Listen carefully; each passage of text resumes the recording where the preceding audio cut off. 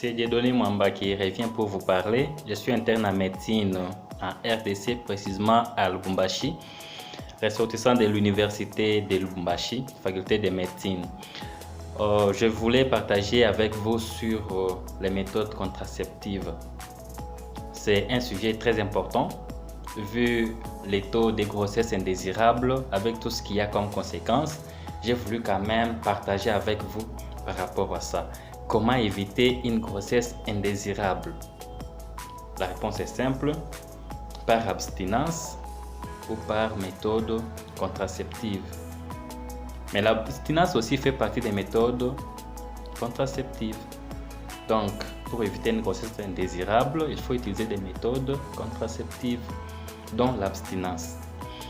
Par définition, une méthode contraceptive, c'est un moyen qui peut permettre d'éviter une grossesse indésirable.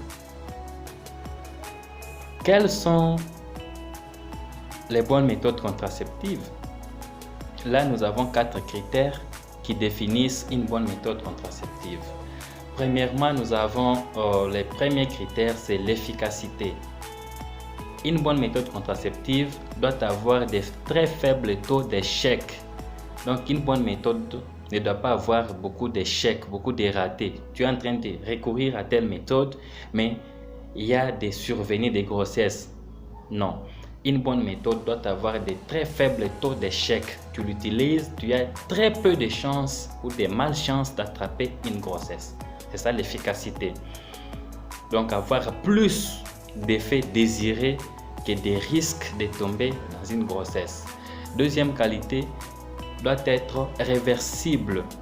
La réversibilité d'une méthode contraceptive, c'est-à-dire quand vous utilisez la méthode contraceptive, vous ne pouvez pas tomber enceinte, mais une fois que vous l'arrêtez, vous êtes maintenant en mesure de tomber enceinte. C'est ça.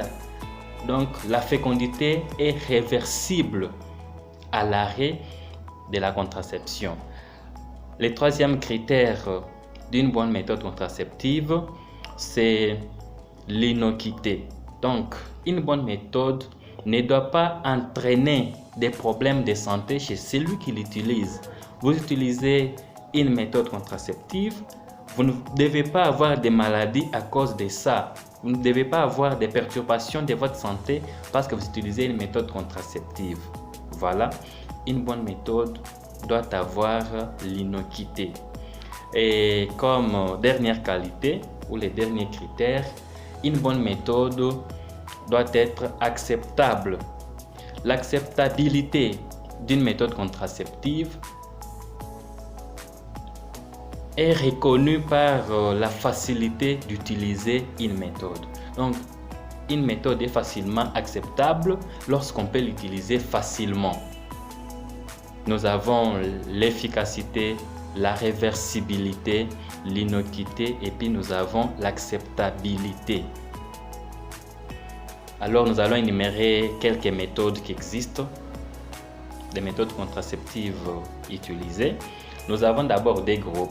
Les premiers, ce sont des méthodes naturelles et les seconds, ce sont des méthodes artificielles. Par méthode naturelle, nous allons citer une méthode et puis donner quelques détails en survol parce que nous aurons des prochaines vidéos qui vont parler de chaque méthode en détail. Mais avant d'y arriver, n'oubliez pas de vous abonner sur notre chaîne pour commencer à recevoir nos nouvelles vidéos. Nous avons comme première méthode naturelle, nous avons l'allaitement maternel. Quand une femme allaite l'enfant au sein, ça retarde l'arrivée d'une grossesse. Et là, il faut allaiter entre 6 et 10 fois par jour. Nous avons la température du corps. C'est une méthode qu'on utilise souvent. On doit commencer à mesurer la température du corps chaque matin. Nous avons la méthode du calendrier. Là, il faut avoir une bonne maîtrise de votre cycle. Nous avons la méthode du retrait ou les coïts interrompus. Ici, l'homme retire le pénis avant d'éjaculer et il éjacule dehors. Il y a beaucoup de risques sur cette méthode. On va y revenir après. Nous avons 4 méthodes naturelles. Les méthodes artificielles sont un peu nombreuses. Nous avons la pilule à prendre par la voie orale, à boire bien sûr. Il y a des pilules d'un seul comprimé à prendre après l'acte sexuel. Il y a des pilules de 28 comprimés à prendre pendant un mois, donc un comprimé chaque jour aux mêmes heures. Nous avons des produits injectables. Nous avons des implants à placer sous la peau. Nous avons des patchs contraceptifs. Ce sont des, on dirait comme des bandes élastiques, comme des sparadraps. Tu mets ça sur la peau. Souvent, on les met au niveau du bas-ventre, entre les lombrils et les pubis. Tu les mets là. Les corps absorbent les principes actifs et puis ça vous empêche de tomber enceinte. Il y a les anneaux vaginaux, il y a les préservatifs. Les préservatifs sont l'unique moyen de contraception qui protège et contre la grossesse et contre les infections sexuellement transmissibles. Nous avons les féminums pour les femmes et les condoms pour les hommes. Il y a aussi l'autre méthode, c'est la stérilisation. Cette méthode n'est pas réversible parce qu'une fois qu'on l'utilise, c'est aller simple.